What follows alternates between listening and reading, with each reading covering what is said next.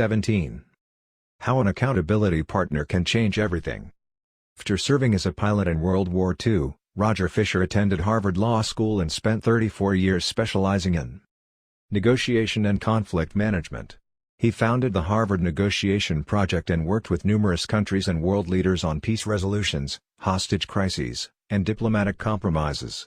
But it was in the 1970s and 1980s, as the threat of nuclear war escalated, that Fisher developed perhaps his most interesting idea. At the time, Fisher was focused on designing strategies that could prevent nuclear war, and he had noticed a troubling fact. Any sitting president would have access to launch codes that could kill millions of people but would never actually see anyone die because he would always be thousands of miles away. My suggestion was quite simple, he wrote in 1981. Put that nuclear code number in a little capsule, and then implant that capsule right next to the heart of a volunteer. The volunteer would carry with him a big, heavy butcher knife as he accompanied the president. If ever the president wanted to fire nuclear weapons, the only way he could do so would be for him first, with his own hands, to kill one human being. The president says, "George, I'm sorry but tens of millions must die." He has to look at someone and realize what death is, what an innocent death is. Blood on the White House carpet. It's reality brought home. When I suggested this to friends in the Pentagon, they said, "My God, that's terrible. Having to kill someone would distort the president's judgment. He might never push the button." Throughout our discussion of the fourth law of behavior change, we have covered the importance of making good habits immediately satisfying. Fisher's proposal is an inversion of the fourth law: make it immediately unsatisfying. Just as we are more likely to repeat an experience when the ending is satisfying, we are also more likely to avoid an experience when the ending is painful. Pain is an effective teacher. If a failure is painful, it gets fixed. If a failure is relatively painless, it gets ignored. The more immediate and more costly a mistake is, the faster you will learn from it. The threat of a bad review forces a plumber to be good at his job. The possibility of a customer never returning makes restaurants create good food. The cost of cutting the wrong blood vessel makes a surgeon master human anatomy and cut carefully. When the consequences are severe, people learn quickly. The more immediate the pain, the less likely the behavior. If you want to prevent bad habits and eliminate unhealthy behaviors, then adding an instant cost to the action is a great way to reduce their odds. We repeat bad habits because they serve us in some way, and that makes them hard to abandon. The best way I know to overcome this predicament is to increase the speed of the punishment associated with the behavior. There can't be a gap between the action and the consequences. As soon as actions incur an immediate consequence, behavior begins to change. Customers pay their bills on time when they are charged a late fee. Students show up to class when their grade is linked to attendance. We'll jump through a lot of hoops to avoid a little bit of immediate pain. There is, of course, a limit to this. If you're going to rely on punishment to change behavior, then the strength of the punishment must match the relative strength of the behavior it is trying to correct. To be productive, the cost of procrastination must be greater than the cost of action. To be healthy, the cost of laziness must be greater than the cost of exercise. Getting fined for smoking in a restaurant or failing to recycle adds consequence to an action. Behavior only shifts if the punishment is painful enough and reliably enforced. In general, the more local, tangible, concrete, and immediate the consequence, the more likely it is to influence individual behavior. The more global, intangible, vague, and delayed the consequence, the less likely it is to influence individual behavior. Thankfully, there is a straightforward way to add an immediate cost to any bad habit: create a habit contract. The habit contract. The first seatbelt law was passed in New York on December 1, 1984. At the time, just 14% of people in the United States regularly wore a seatbelt, but that was all about to change. Within 5 years, over half of the nation had seatbelt laws.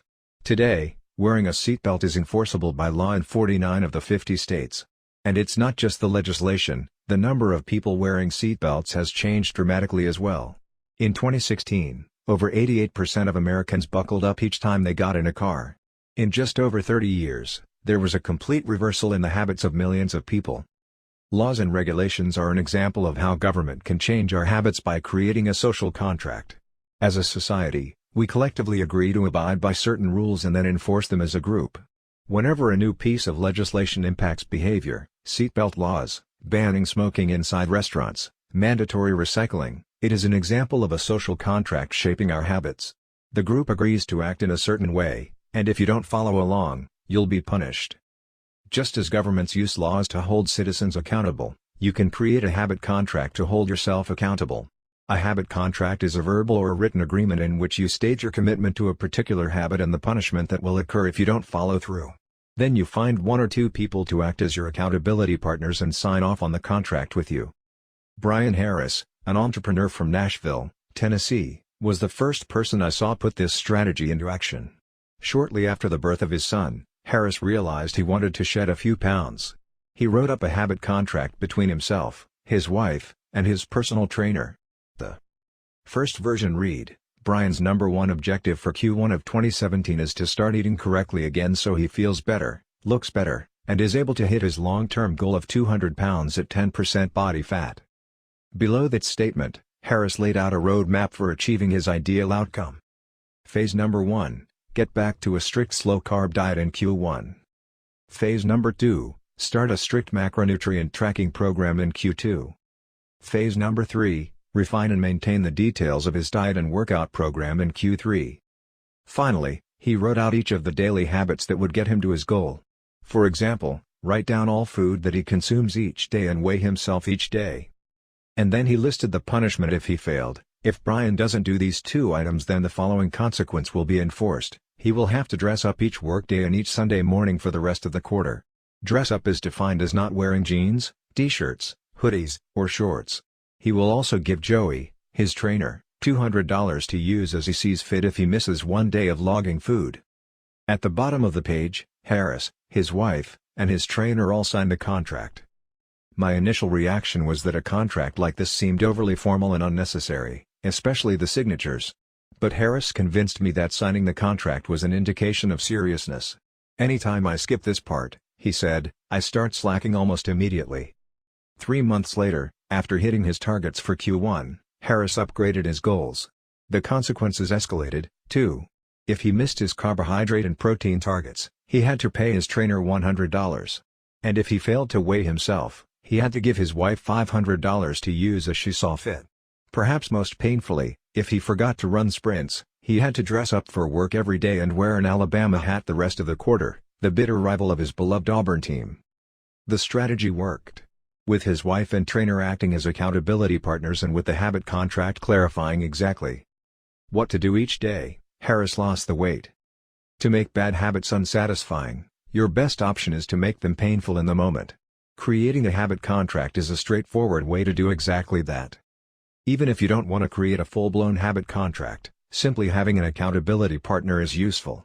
The comedian Margaret Cho writes a joke or song every day. She does the Song a Day challenge with a friend, which helps them both stay accountable. Knowing that someone is watching can be a powerful motivator. You are less likely to procrastinate or give up because there is an immediate cost. If you don't follow through, perhaps they'll see you as untrustworthy or lazy. Suddenly, you are not only failing to uphold your promises to yourself, but also failing to uphold your promises to others. You can even automate this process. Thomas Frank, an entrepreneur in Boulder, Colorado, wakes up at 5:55 each morning. And if he doesn't, he has a tweet automatically scheduled that says, "It's 6:10 and I'm not up because I'm lazy.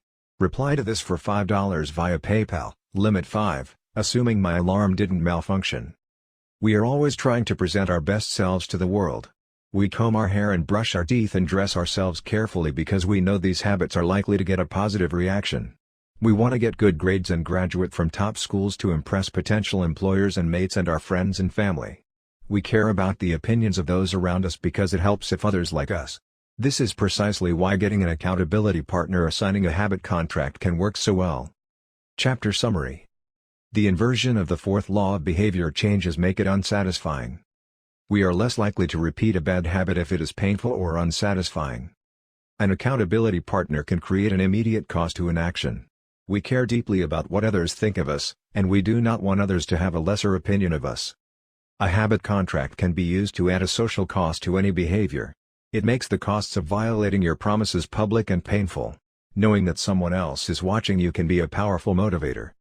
How to create a good habit. The first law, make it obvious. 1.1. Fill out the habits scorecard. Write down your current habits to become aware of them. 1.2.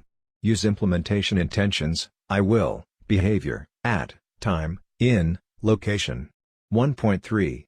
Use habit stacking, after, current habit, I will, new habit. 1.4. Design your environment. Make the cues of good habits obvious and visible. The second law, make it attractive. 2.1. Use temptation bundling. Pair an action you want to do with an action you need to do. 2.2. Join a culture where your desired behavior is the normal behavior. 2.3. Create a motivation ritual. Do something you enjoy immediately before a difficult habit. The third law, make it easy. 3.1. Reduce friction. Decrease the number of steps between you and your good habits. 3.2. Prime the environment. Prepare your environment to make future actions easier. 3.3. Master the decisive moment. Optimize the small choices that deliver outsized impact. 3.4. Use the 2-minute rule. Downscale your habits until they can be done in 2 minutes or less. 3.5. Automate your habits. Invest in technology and one-time purchases that lock in future behavior. The fourth law, make it satisfying. 4.1. Use reinforcement. Give yourself an immediate reward when you complete your habit. 4.2.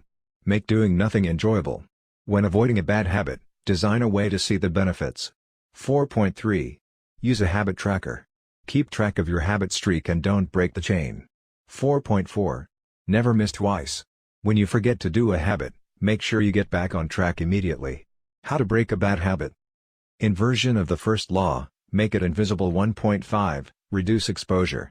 Remove the cues of your bad habits from your environment. Inversion of the second law, make it unattractive. 2.4. Reframe your mindset. Highlight the benefits of avoiding your bad habits. Inversion of the third law, make it difficult. 3.6. Increase friction. Increase the number of steps between you and your bad habits. 3.7. Use a commitment device. Restrict your future choices to the ones that benefit you. Inversion of the fourth law, make it unsatisfying. 4.5. Get an accountability partner. Ask someone to watch your behavior. 4.6. Create a habit contract. Make the costs of your bad habits public and painful.